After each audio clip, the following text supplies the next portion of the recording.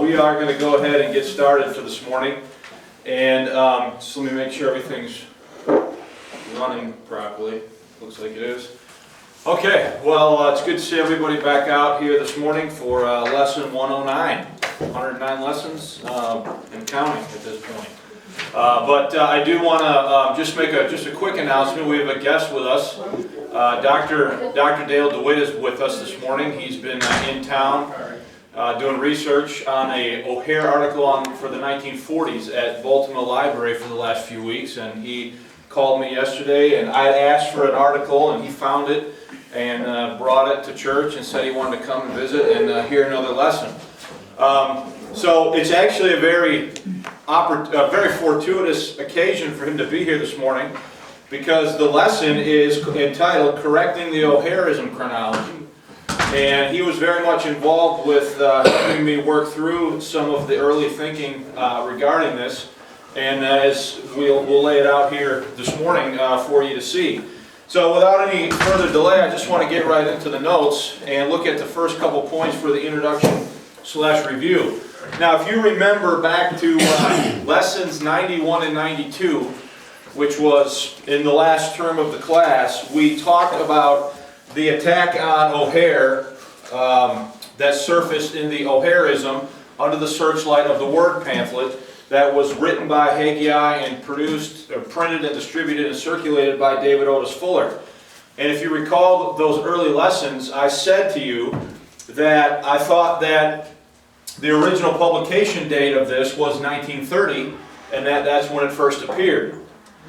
Well, turns out that wasn't right. And so what I want to do this morning is correct that chronology and set things, do my best to try to set things in order. But before we do that, I want to remind you of a couple things. So point number 2, our original sources for a publication date of 1930 were the entry for O'Hareism on Google Books. If you recall, if you go back to those lessons, I made a point to talk to you about the Google Books entry that had a copyright date of 1930.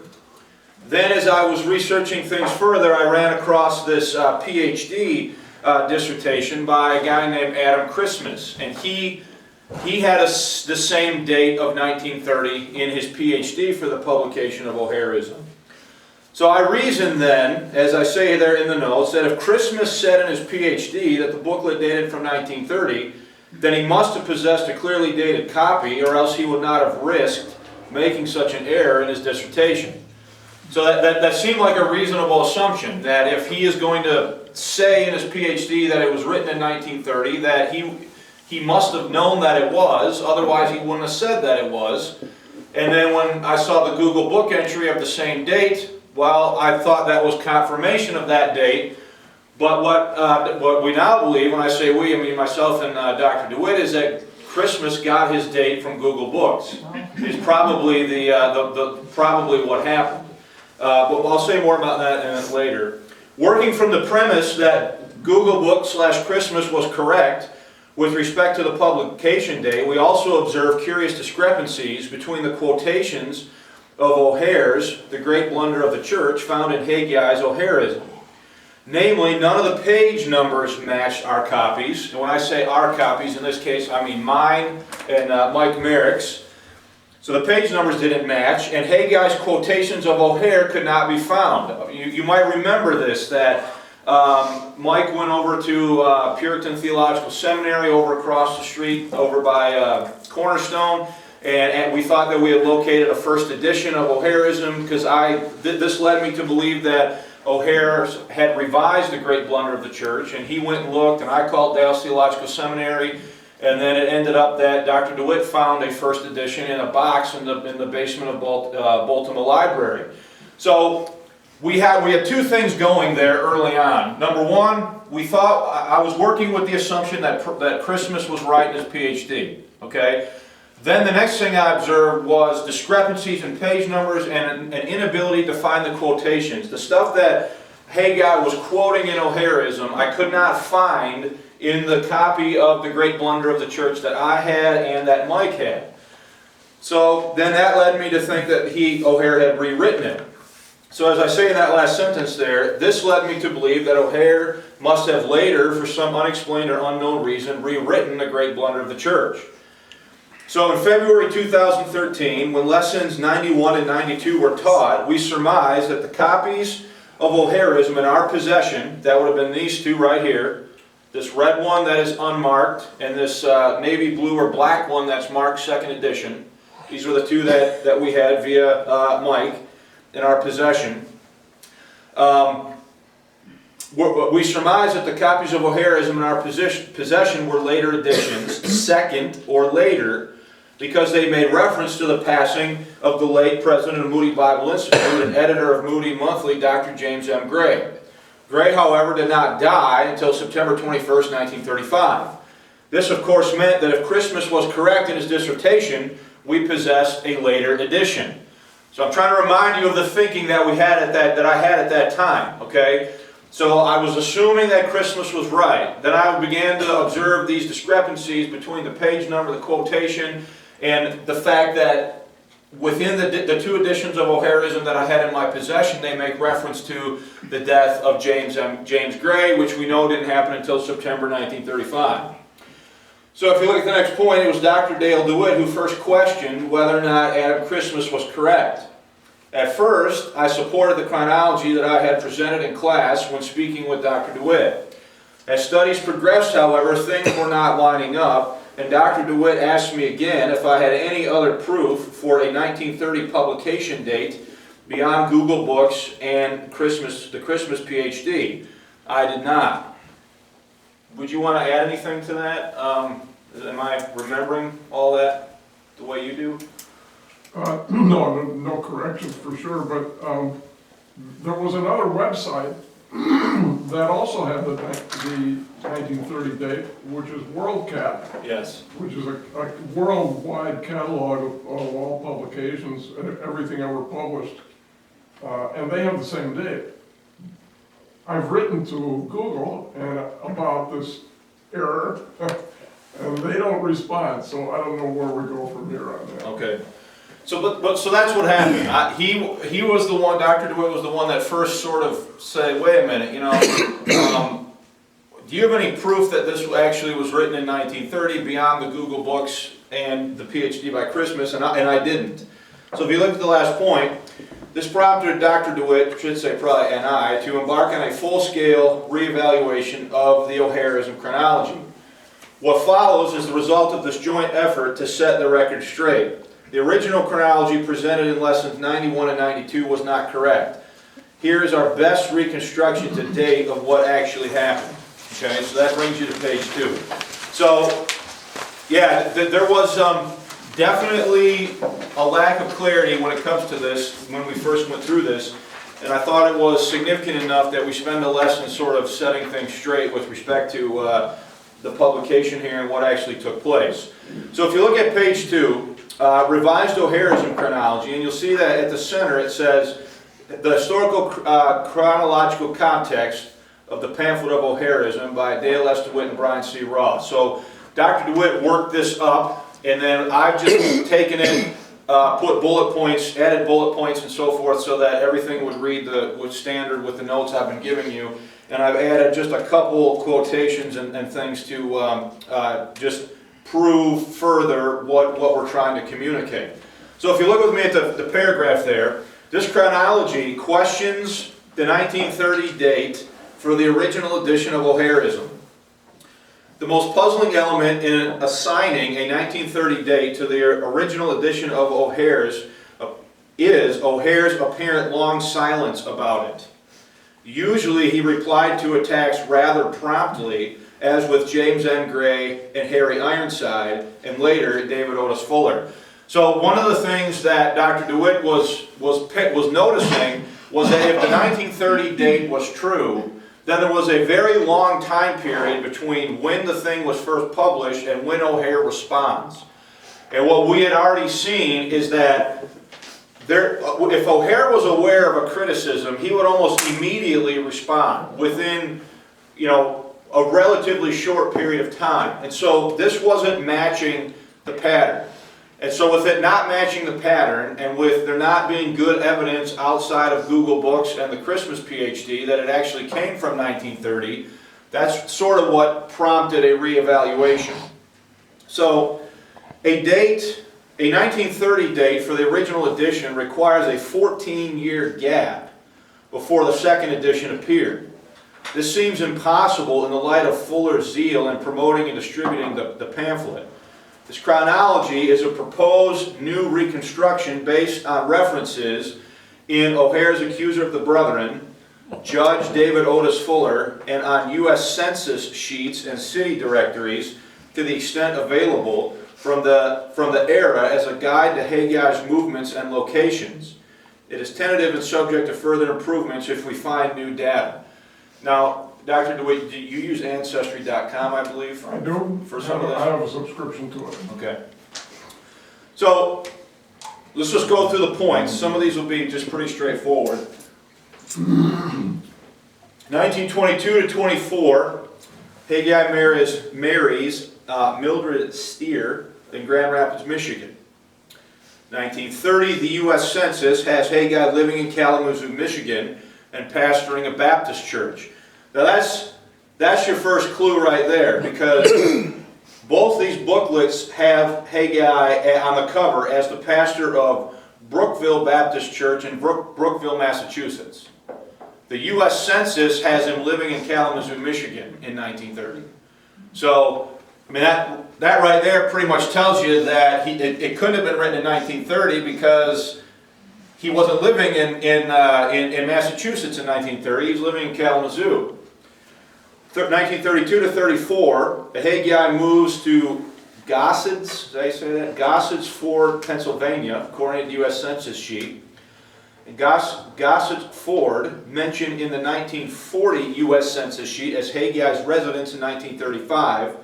It is not on recent road maps. If on the Susquehanna, is that how you say that? Susquehanna River in Pennsylvania, across the state line from Binghamton, New York, Haggai might have lived there for a short time while pastoring Calvary Baptist Church in Binghamton a first time. He later pastored this church in the late 1940s and early 1950s. See below. 1934, David Otis Fuller takes the pastorate of Wealthy Street Baptist Church in Grand Rapids, Michigan. The question that still we don't know is, did Fuller and Haggai know each other before this? So before David Otis Fuller becomes pastor at the Wealthy Street Church, does he know Haggai before that? We don't know. 1936. Now this is where things sort of start to get more interesting. Haggai moves from Gossets Ford, Pennsylvania to Holbrook, Massachusetts to pastor Brookville Baptist Church. So that's in 1936. He was pastoring here when the unnumbered red type cover edition of O'Hareism was published as stated on the cover of that edition. See below on 1940. After this time, Fuller began increased his public discussion of O'Hare's non-water baptism views. So we now believe that this red one that is unmarked, and when I say unmarked, I mean this one is marked second edition. This one doesn't have anything written on it as far as an edition. There's evidence to believe that subsequent editions were marked second, third, fourth, and so on, based on what we've been able to uncover. And this one has him in Massachusetts as the pastor of the church when it's printed. And according to the United States Census data, he moves there in 1936. Okay, so it's pretty clear that my original date of 1930 was not correct. Any questions or comments before we go any further? We'll go Ronnie, Pastor Lee, and then Dr. DeWitt.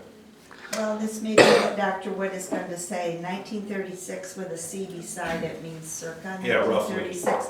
And the only thing that's provable from Ancestry.com would be that it was after the 1935 date that he stated in the 1940 census. Right. And, So it could be any time after that. but it's at least, And it's at before least you that. next find him in a census. Right. So 1930 is out Right. pretty clearly, Pastor Lee. 30 years ago, I spent considerable time with Dr. Fuller, and he told me that that judge, he's not a judge. That was sarcasm from Yeah. O'Hare. He was simply making fun of, because he was considering Otis Fuller as judging him, so so I noticed you called it up there Judge Otis Fuller, but he was not his Well, judge. that's this booklet right here. Judge David Otis Fuller concerning O'Hareism. That was sarcasm. That's the on his title. Dr. Dewitt and I actually had a discussion about whether or not he ever was a judge. And I think we both came to the conclusion that he's sort of being Yeah, it was, that was his own words. sarcastic I with spent it. considerable time with him, and I asked him about that. Well, O'Hare was sort of a joker. He was a very jovial man, and he often used titles as jokes, or used frivolous titles just to get some lightness into the discussion. So maybe that's, that's in line with his personality generally. I wanted to ask you, it has to be speculative, I'm sure, at this point, but that red print on that first edition, what do you make of that? Anything? The rest of all the other 5 editions, or at least 4 more, use black or blue ink. I wonder if that's a kind of a warning signal. Yeah, I hadn't really thought about it. Something like railroad signals in red. Could be. Watch out, in other words. Maybe. Yeah, I hadn't really thought about that. Beverly? Well, it could simply be showing that it was the second edition, and it was, if you picked it up as compared to the first edition, you'd know right away it was the second edition just because of the color. It's a possibility too. Yeah, I don't know. I mean, that's, The thing is, everything about them is completely identical. The paging, everything, the typeface, the set, everything. The only difference is that this says second edition. That's the only, oh, the red is original? the red is the original, we believe the red is the original, Oh, and the okay. navy or black, it's hard to tell now, it's so faded, is the second. Yeah. Okay. So you're saying that the text never was modified? The text, We used to think it had been. Right. Well, the text of this booklet never was modified according to I went through that page by page. But I did too. When Mike gave it to me, I laid these down, I set them out, and I looked every page, every word, every single thing was exactly identical. The only difference was that one said second edition. But back then, we still believed there had to have been an edition prior to that red one because the quotes don't match. So we've never found anything that matches the No, we quotes? have, no, that's a good point of clarification. Yes, we have proved now that O'Hare did rewrite the great blunder of the church. That there is a first edition that is from 1929, and that sometime in the latter half of the 1930s, he redid it. Okay? And it doesn't say any reason why he redid it. He just completely, the pages are different. It's almost a totally different book. I don't want to overstate that, but it's shortened. The original one was 80 pages. Okay. The second one is 70 pages, and it's very different than the first one. Yeah. Normally, when you see the word edition, you assume that some changes have occurred in that printing. So they actually misused the term edition. It really should have been labeled second printing or something That's like what's that. throwing us off. That's Yeah, this should have been second printing or But with something. O'Hare, a great blunder, that truly was a second edition. He Truly was, yeah. virtually rewrote the whole thing. Yeah, yes. Or then what may have happened is if the red book also really is a second edition and they didn't note it on there, maybe by the time they printed another batch, someone had called them to task for not having Could be. identify That that. happens. I don't know, the subsequent editions are all labeled second, third, fourth, or fifth. They're Oh, defined. even if they're just a reprint? Yes. Yes. Oh, Look, okay. they misuse the word. So that's why we believe the red one is the first one. The first Because one, it's- but not really the first edition. Yeah, he's right. They should have been labeled second printing or something like that, not Yeah. edition. Yeah. But to answer your question, yes, we do know for sure that O'Hare totally rewrote the great blunder of the church, okay? Now I still have questions about that myself, okay? Because if you look at when he rewrites it, which I believe to be sometime in the late 37, early 38, somewhere in there is when he redoes it, and where we're going to see that this comes into existence is slightly after that, or generally around the same time, okay? I can't, my original thought was that O'Hare rewrote the great blunder of the church in response to this. I no longer think that was true either. I think he just redoes it, maybe because he's now changed his mind with respect to dispensational teaching. I don't know, and he never says, and I don't know if we're ever going to know. But I used to think that with that old chronology that I taught in lesson 91 and 92, that when this was first printed, that it prompted O'Hare to rewrite the great blunder of the church. Now that the dating and the timing is not lining up, and it would seem, Ronnie, that when this is finally written, they're actually using the older edition of the great blunder of the church at the time this was written, because the newer one is already in print and being circulated.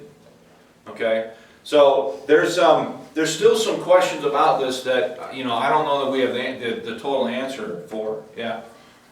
Since those are moved out closer to 1940, I'm wondering if the difference in the print could have been that the red one was printed before World War II, and that then because they rationed all kinds of things during World War II, that then they shifted to the black ink. That could be a factor.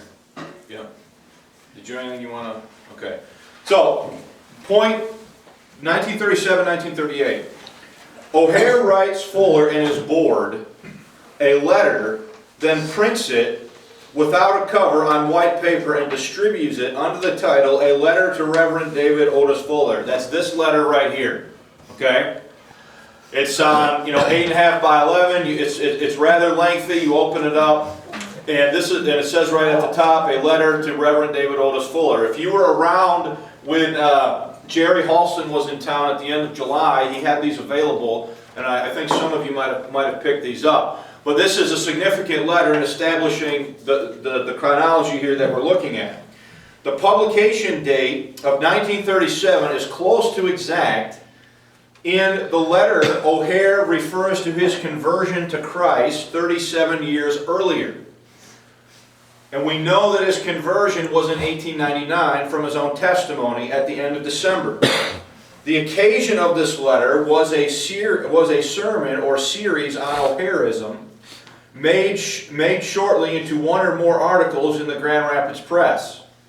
Fuller soon began or continued discussion about making a pamphlet on his O'Hareism material with his friend W.A. Haggai under the same title.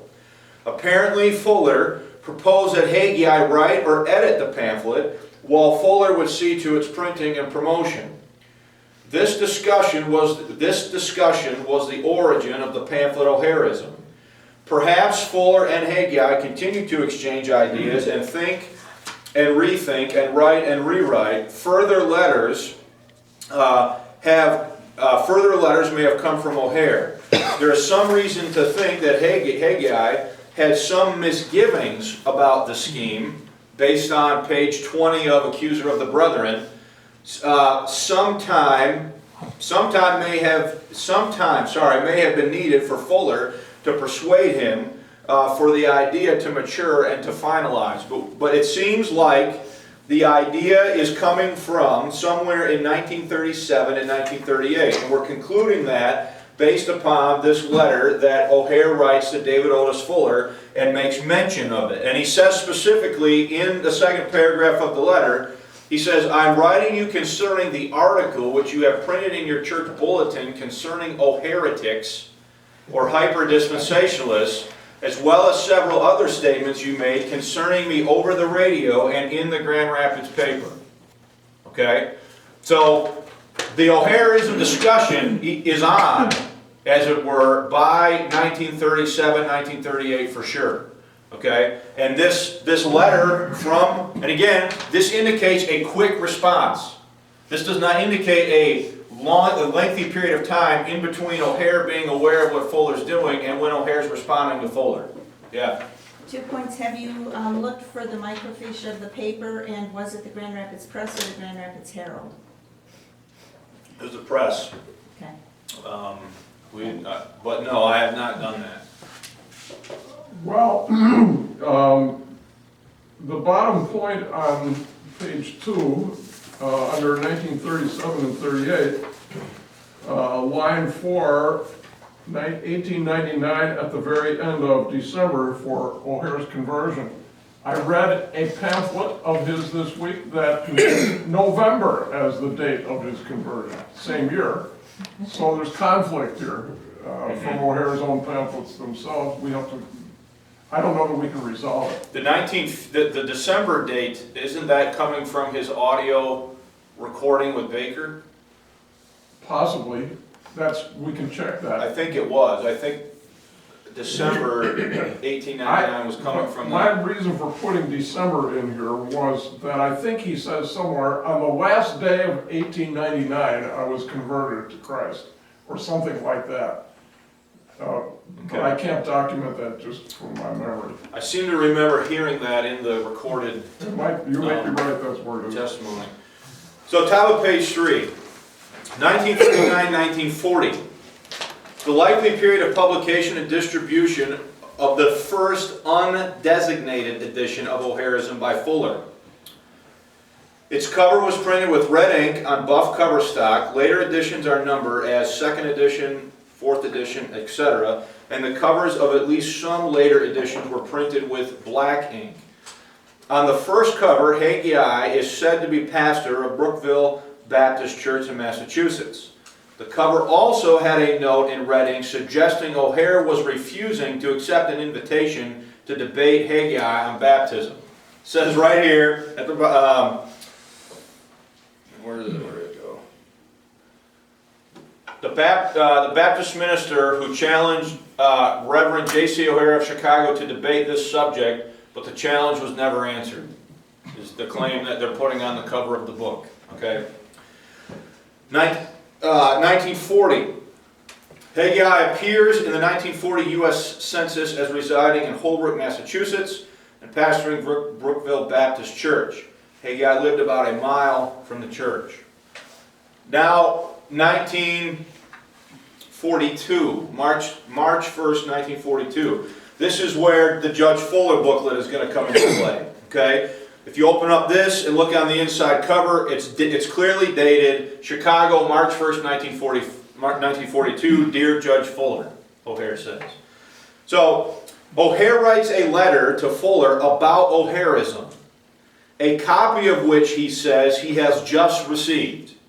Okay? So if you open this up, it says right here, on the inside of the front cover, I have just received a copy of a message which is being distributed by the pastor of Wealthy Street Baptist Church, Wealthy Street Baptist Temple, Grand Rapids, Michigan. So he says March 1st, 1942, that he just received a copy of what Fuller is distributing. Okay? The title is obviously Judge David Otis Fuller concerning O'Hareism. So he says, if you look at starting again with this point, O'Hare writes a letter. No, where am I at? That's it. Yeah, O'Hare writes a letter to Fuller about O'Hareism, a copy of which he says he has just received. This can only refer to the first edition, undesignated, of the pamphlet. This letter was published as a pamphlet, Judge David Otis Fuller concerning O'Hareism, but how much later is not clear. It partly concerned the pamphlet's cover note that O'Hare was unwilling to debate Haggai. This letter also alludes to the previous letter of 1937 and states, and here's where I added a quote here, "Your Massachusetts religious pal might be excused on the grounds of ignorance for his ungracious, dishonorable, and malicious accusations. But both you and your official board know full well that I do not teach or believe any of the extreme dispensationalism which I am being charged in your book, O'Hareism. I wrote you at length concerning my teaching some months ago when you were misrepresenting me in your public utterances, and if you had done what any spiritual, honest Christian should have done, you would have publicly apologized for your false and ungracious charges. But you are still maliciously, intentionally falsifying. Unless you have deceived the members of your official board, I cannot understand why they would permit you to continue your untruthful accusations, especially at this time when the world is torn asunder by strife and bloodshed, and when men of God should be united in giving forth a clear gospel testimony to millions of hell-bound sinners." So, when he talks in there, in Judge Fuller, dated March 1st, 1942, about having already written lengthy letter to Fuller and the board of his church, this is the letter that I think he's referring to, because it says, right in the, now let me find it. Which paragraph here? I know I included it here somewhere.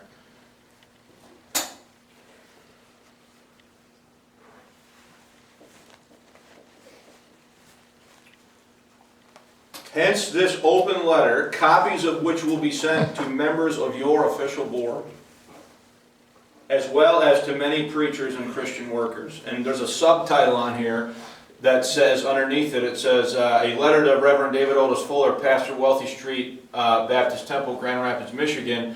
Copies to William L. Pettingill and some other misinformed Baptist preachers. So, it seems pretty clear that when he writes Judge Fuller in March 1st, 1942, he says that he's just seen a copy of it, and he says that he'd previously written to him and his official board some months earlier. So he doesn't say exactly how long it's been some length of time. So it's pretty clear that the pamphlet is coming into existence sometime before March 1st, 1942, but after somewhere within 1938. So there's a window here, there's a window of about 4 years that this first appearing fits into at the end of the 30s or beginning of the 40s. O'Hare, last point on page 3, O'Hare expresses belief that Fuller thought it would help if he printed on the cover the suggestion that he, O'Hare, feared to publicly debate water baptism with Pastor Haggai, possibly implying there was actually no invitation from Haggai. But in Accuser, page 20, O'Hare also says that he preferred to debate a representative outstanding Bible teacher, a recognized leader among fundamentalists. In other words, he didn't want to mess around with Haggai, according to that at least. This remark also suggests that he received such an invitation, but decided to ignore it for the reasons suggested. In Accuser, page 20, O'Hare says the second edition, i.e. the new edition of O'Hareism, was published more than 2 years after he sent this letter, which would have been March 1st, 1942. So in Accuser of the Brethren, which is from 1945, he says there's a second edition of O'Hareism. All right? He had previously written Fuller about it in March of 1942. All right? So these two sources are critical to establishing what's going. Well, actually, these three are the three key sources from establishing, from O'Hare's point of view, what's going on here. Okay? So at the end of the letter, O'Hare offers to debate Haggai in any location of Haggai and Fuller's choosing in Grand Rapids. If after reading this you decide on a public debate on the whole subject, in any building in Grand Rapids, this is my acceptance. Name the time and place. This will perhaps bring your friend out of his obscurity and help him to get the recognition of which he craves and is determined to have, even if he must defame his fellow Christian to gain it. O'Hare seems a little bit mad. Okay? I don't really See how there's any way around that. So now 1944, the second edition of O'Harism was published and so labeled. So that would have been this one right here that says second edition on it, all right? Later in 1944, O'Hare received a copy of this edition, which in turn said nothing about O'Hare's 1942 debate offer, but instead repeated the earlier statement that O'Hare had not accepted the challenge. It seems very unlikely that it took 14 years, if the first edition appeared in 1930, for the second edition to appear, considering Fuller's likely aggressive promotion. So there's just no way that this came to be in 1930. It's just not going to work. It doesn't fit the chronology here that's being established. Okay. 1945, February 24. Haggai writes a letter to O'Hare, later quote an accuser of the brethren on page 20, to the effect that Fuller induced him to write O'Harism, and that Fuller himself published and promoted it. Haggai also said in the letter that he was urged by Fuller to challenge O'Hare to a debate on baptism, apparently by Fuller. As noted above, what happened over this challenge is unclear. So Haggai now writes O'Hare and he says, well, he asked me to do this, and, sort of, yeah, I did it, but I didn't really want to do it, and he sort of made me do it, and, I'm being a little bit sarcastic, but, that's basically Haggai's claiming that the whole thing was Fuller's idea and that he went along with it, which doesn't really speak very well of Haggai, but that's what he's claiming in this letter to O'Hare from 1945. 1945, O'Hare writes accuser of the brethren, and the brethren against Fuller and Haggai. If you look at the cover of Accuser, the accuser of the brethren and the brethren concerning Bullingerism, a reply to O. Fuller, Haggai, DeHaan and Company. So he's clearly writing the accuser of the brethren in response to this whole controversy with Haggai and Fuller about O'Harism. So that elsewhere he says he tried to resolve the dispute privately but without success. So then 1950, Haggai is listed in the Binghamton, New York directory as pastor in Calvary Baptist Church in Binghamton. Whatever. According to Ancestry.com. This is proof that he pastored Brookville Baptist Church in Holbrook, Massachusetts before he pastored in Binghamton, unless, as mentioned above, this was an earlier short pastorate there. The fourth edition of O'Harism was published at Binghamton, as the edition says, and as it appears in the worldcat.org website.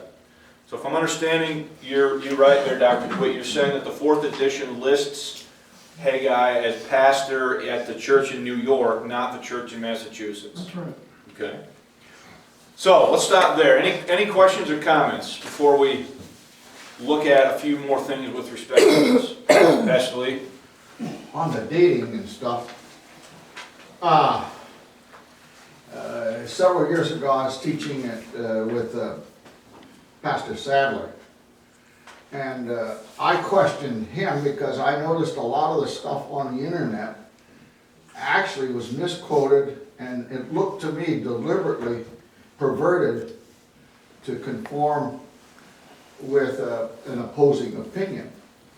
And that prompted me to ask Pastor Sadler if he knew of any of the O'Hare relatives that were still alive, to see if there was any chance of having the O'Hare things, because he's in possession of a lot of that stuff, if somebody should copyright that stuff to prevent or make it illegal to pervert it. Now, I don't know whether that's possible. Some of that stuff, of course, most of that stuff is public domain.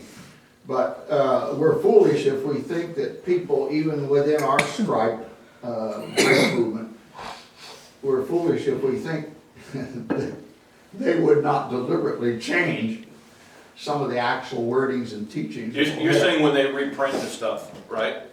Yeah, yes. So they're having it reprinted, and you're saying they're changing some of the words? Well, I don't know if it's printed, I caught it, the discrepancies on the internet, as I would read through it.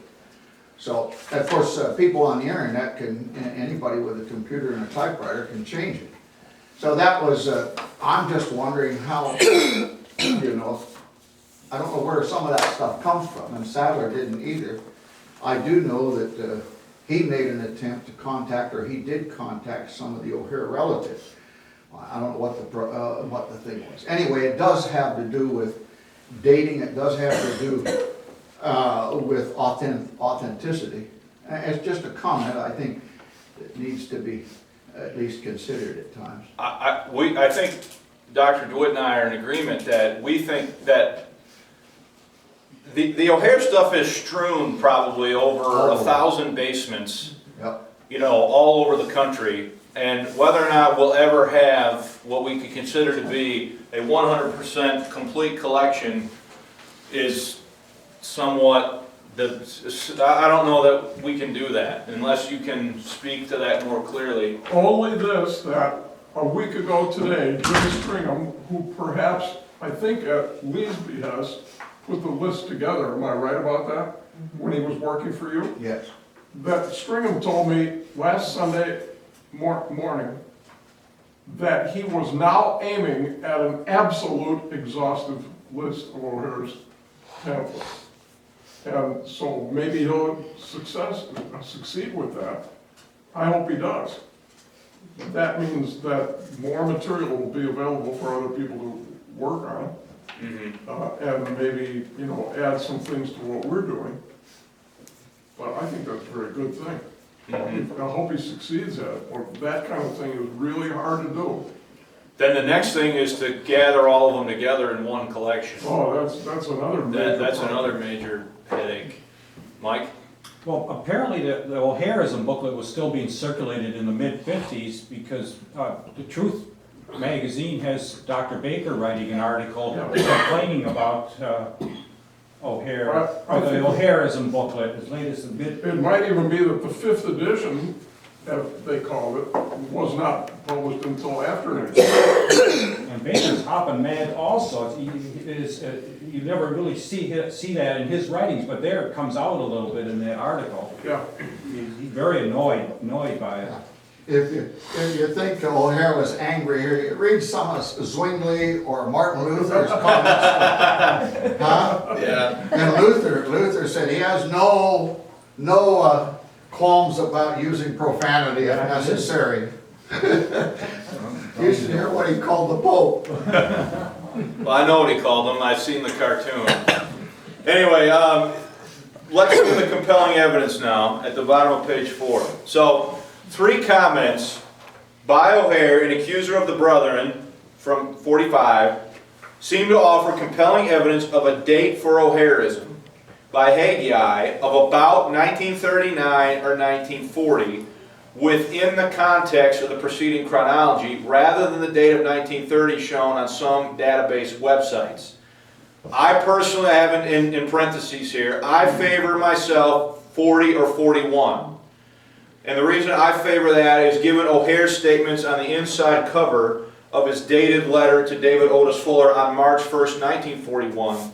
On the inside, O'Hare states, as I just said, I have just received a copy of the message which is being distributed by the pastor of Wealthy Street. Now, I'm just reasoning there myself that if I don't see there having been a very big gap in time before O'Hare probably is notified or sent a copy of this from somebody in Grand Rapids about what's going on. So I favor 40 or 41. Dr. DeWitt favors 39 or 40. Really, the bottom line is it has to be before March 1st, 1942, okay? But here's the first quote. Pastor Haggai's work was malicious and vicious. And at that time, he is less guilty than Pastor Fuller. For I had written him in detail before this pamphlet was printed that I did not teach, endorse, or condone doctrines which he publicly falsely accused me of teaching before he encouraged Pastor Haggai to put them in print. So I personally take that to be a reference again to this letter from 37/38. The comment refers to a prior letter or letters to Fuller before the first edition of O'Hareism. One letter we know of was a letter to Reverend David Otis Fuller, which is the one I just showed you, which was printed and circulated publicly at the same time or shortly after it was sent privately. It is dated 1937 by O'Hare's reference in his Referencing it. to his conversion as having occurred 37 years earlier at the end of December 1899 by his own testimony. On page 20 of Accuser of the Brethren, O'Hare says further of Fuller, number 2, he knew that I had written him and several members of his official board that I did not teach or believe most of the doctrines that he included in his public addresses which he gave on O'Hareism, which is again exactly what this letter is addressing as I just read to you a few moments ago. This comment is more specific than the earlier letter which was written to Fuller and members of his board after Fuller's speeches on O'Hareism. The first page of a letter to Reverend David Otis Fuller contains the following statement. Hence this open letter, copies of which will be sent to the members of your official board as well as to many preachers and Christian workers. And on page 27 of Accuser of the Brethren, O'Hare writes, let me repeat that I explained fully to Dr. Fuller long before he hired Haggai to falsify for him. So this is another reference to the letter. The long before suggests some time lapse. How long cannot be determined exactly. More importantly, quotes 1 and 3 above show that Haggai's pamphlet was the end point of some form of development of Fuller's public speeches against O'Hareism. So in other words, what you see in print is sort of the final manifestation of what Fuller started from his pulpit and also in print in the Grand Rapids Press and on the radio criticizing O'Hare. Hence it appears that the O'Hareism talk or service was a new stage in the controversies of the 1930s and early 1940s, initiated not by Haggai's pamphlet in 1930, but by Fuller's public speech or sermons, which were in turn later given extension and wider publication by Fuller through inducing Haggai to write them in a pamphlet under his own name. So, as O'Hare recognizes on page 20 of Accuser of the Brethren, Haggai was really a secondary player in the process, with Fuller as the primary mover and initiator, and Haggai as Fuller's pamphlet spokesman. This set of comments, along with the one below, points conclusively to the origin of O'Hareism within the framework of 1937-1941. Finally, also in Accuser of the Brethren, page 20, O'Hare quotes from a letter of Haggai to himself about the pamphlet as follows. As to my booklet, that was urged upon me. Dr. Fuller besought me to prepare it. He published it. I didn't. Okay, so, Listening to this, which you just summarized, I wonder if the original 80-page was the transcript of his sermon. You mean from 1929? Yes. I certainly am not prepared to say that's incorrect, because ultimately I don't know. But it does not read, because I just looked at it again this week, and it doesn't read like it's a transcript or notes. It reads like a book. Well, but some people before they preach, pastors that I've worked under, actually write it out the way they intend to say it. And it might be written just as well as, and then others use notes and what they speak is... We've actually discussed this, the possibility that somebody may have been taking O'Hare's... It seems... I think we're in agreement on this, right, Dr. DeWitt, that there seem to be, if you count everything, somewhere in the neighborhood of 300, everything from books like this to little teeny booklets that O'Hare, far more than, what previously would have been thought, okay? And so, and there's weird things, like in that stack of stuff I got from Pastor Jordan from Paul Franzen, in May, there's mimeographed messages that look as though they were what transcripts from a radio broadcast or something that had been typed out.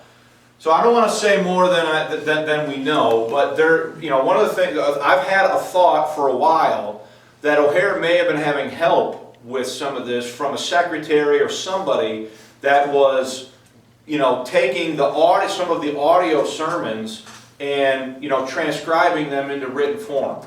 So maybe that's true, but again, it's speculation. Well, what I'm saying is that I worked for one lady pastor who was more of a writer than what she is a speaker, but she's very brilliant, and she would write it out as though it were a blog, and then memorize it to such an extent that when she delivered it, it sounded fresh, but it was word for word what she had previously written. Ultimately, I'd say we don't know. Maybe that happened, maybe it didn't, I'm not sure. What I do know and what still puzzles me is, number one, why did he rewrite the great blunder of the church? Number two, given when he rewrote it, and when these guys write this, why are they still using the old edition for their quotes and not the new one, other than maybe they weren't aware of it? Or it may still be the case that when O'Hare became aware of the radio attacks and the pulpit attacks and the attacks in the Grand Rapids Press, that he was also aware of the fact that his book was being quoted, and he still might have reworked it as a result of this. Whether we know for sure, I don't think we'll ever know. Just things to think about, yeah. Well, you know how I am with history, but... You love it. Yeah, okay. In the second bullet point on page 3, or page 5, I'm sorry, Yep. where you say, initiated not by Haggai's pamphlet in 1930, the 1930, is that the date we're setting now? No, I no. thought we debunked that. No, we're saying I'm that, misunderstanding we're saying the something here. stream of argument, if you will, did not begin in 1930. It began sometime in the latter half of the 1930s. Okay. Well, the whole force of this argument is the pamphlet didn't even exist Right. until about 1940. Right. So that, and then the conclusion is that 1930 is simply wrong, period. It's got to be wrong. So let me just give you my concluding thoughts, and then we'll take any final questions or comments. And there is I don't know what was going on, a typo there in this first point, but even though the Grace History Project was wrong about the initial publication date for O'Hareism, our initial mistake was fortunate in the sense that it led to learning that there were 2 editions of the Great Blunder of the Church. If I hadn't made that mistake, we probably would not know that there are 2 editions of the Great Blunder of the Church. Okay? I'm admitting that it's a mistake, but it's a mistake that at least led to something profitable. Okay? Second, Dr. Dewitt has reached out to Adam Christmas regarding the dating errors exhibited in his thesis, and to date has received no evidence that Christmas is willing to amend his dates as per our findings. In the meantime, Christmas has furnished no evidence to corroborate his date of 1930 for the publication of O'Hareism. And I would suggest to you that there are many dates in his bibliography that are probably gleaned in similar manner from Google Books or websites for which probably they're wrong, based on what we now know. So I say Dr. Dewitt has reached out to him on this in email, and he has not responded. So before concluding this lesson, it is important to point out that by 1945, with the publication of Accuser of the Brethren, O'Hare had altered his position somewhat on when the church began. Please recall that his first position in God's Reign of Grace for the Human Race, which is between July 1937 and April 1938, was that the church began before Paul wrote Romans. This was also the position of the Worldwide Grace Testimony when it was founded in January 1939. In 1945, as part of his defense against Fuller and Haggai, O'Hare states the following on the origin of the church. Quote, when Fuller and Haggai printed that I teach that the prison epistles alone are for this dispensation, they printed that which is not true. Dr. Fuller knew it was untrue when the pamphlet was printed, and I am quite sure that Mr. Haggai knew it. I believe that this age of grace and the body of this dispensation began before Paul wrote his first epistle. Now you see that's different. Slightly. He says before Romans, here he's saying before Paul writes his first what? Now I know there's debate about whether 1 Thessalonians or Galatians was written first, but now so if we use I believe a lot of people think that Romans was written somewhere around Acts 20. Well, and Galatians and 1 Thessalonians would have been written before that, he's moving back further towards the middle of the book with that statement. At least that's the way it appears to me. And then he finishes that quote by saying, "It is absurd to call the church at Corinth or at Philippi or at Ephesus or at Thessalonica a kingdom church. I have stood against such fantastic teachings as uncompromisingly and aggressively as I have preached against Dr. Fuller's and Pastor Haggai's unscriptural, watery grave witness." So, any thoughts, conclusions, any questions, anything? So, for the good of the order, hopefully we consider the chronology with respect to O'Harism sufficiently corrected for purposes of accuracy and completeness.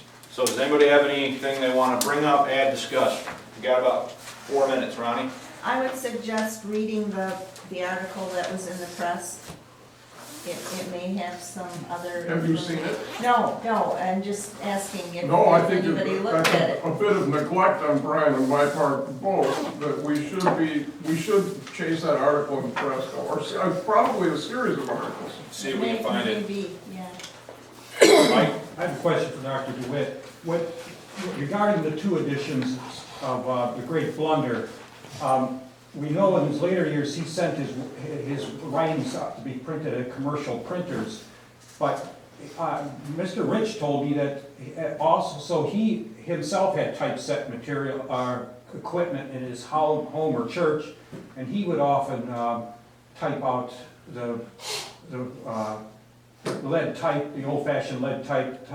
Ray Rich told you that he knew that? Yes, they knew that, and then he would print a run of booklets and then melt the lead type back down, whatever they did, however the technology was, and reuse the stuff. So if he did one, it seems that booklet is too big for the average guy to do that in his home, but if he did it, he may have regretted with the first edition and just did the whole thing over again later on, and it came out a little differently. I don't know if this is your point, but I think it's extremely likely that O'Hare typed his own manuscripts. He had a business degree. Oh, but could he do a booklet as big as The Great Blunder? I think so. I don't. Because he could have destroyed the type and then went back and, we need another edition of this, and just, it didn't come out quite the same way or something. I know that's speculative, but Yeah, I don't know.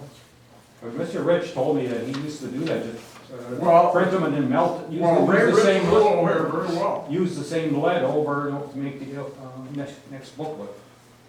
Do you know Ray Rich was my father-in-law? Oh, no, I didn't. Yeah. Oh, I married his daughter. Lee knows that. Yeah. Yes, Ronnie. Well, Mike's hypothesis, I I wouldn't go like that it. far, yeah. I like it not just because Mike is my husband, but because No, it imputes different motives to O'Hare in rewriting it, other than something to make it come out different intentionally because of a Maybe tax. he didn't want to It's a look at possibility. The one thing I'll add to that though is there's there's another matter with the title, The Unsearchable Riches of Christ, that we cannot figure out. There's a magazine edition, there's 2 magazine editions that bear that title that he used that are completely different and have up to, 600 or 700 Bible questions and answers in them. Then there's a third one that has like 300 questions in it. And then there's the book that he wrote that he's most famous for, The Unsearchable Riches of Christ. That's nothing like the other things. There's also evidence that he's reusing titles later on. In the early 30s, he wrote a booklet called Messages of Grace and Eternal Life. Well, then in the 40s, 1944, he prints a newspaper, and I should have brought it in. I wasn't anticipating this question, but I have it at home, a newspaper size thing with like 50 or 60 pages in it, full of articles that he wrote called Messages of Grace and Eternal Life. That's completely different from the one that he wrote, 10 years earlier. So there's a lot of curious things that he's doing. It seems like he would sort of fall in love with a particular title and then just reuse it at various points without any connection to the other books that he wrote that have similar titles. So there's a lot of things that are just sort of weird that we can't figure out. Yeah. If I had to make a judgment, I think if anything, after reading so many of O'Hare's pamphlets and writing about them, that my confidence in his personal integrity has grown. I think the man had great integrity, and I doubt that he contrived anything personally. But what Bryan is saying is illustrated in even a case like one of his larger early booklets, The Christian Life, which I believe also underwent revisions, and there was a 1920s edition, and then there was a mid-1930s edition that was much larger, which became the final one that was reprinted over and over. So I think a better hypothesis, Mike, if you don't mind me saying, might be that O'Hare just kept revising and kept reworking the material until he got it the way he wanted it, and in my view, it's very likely that he did most of that typing himself. No kidding. Wow. That's what I think. Wasn't that like a I dirty- cannot prove that. The fact that he would change the title on it, it was a popular ploy of preachers like myself. I get into a church and suddenly realize I preached that sermon before, so I changed the title. I changed the title, and most people never recognize it, which means they weren't listening in the first place. That's never good, Lee. I appreciate your attention. We thank Dr. Dewitt for being here, but we do got to quit so that I have time to set up for the main service. So we'll be back in this room next week at 9 o'clock.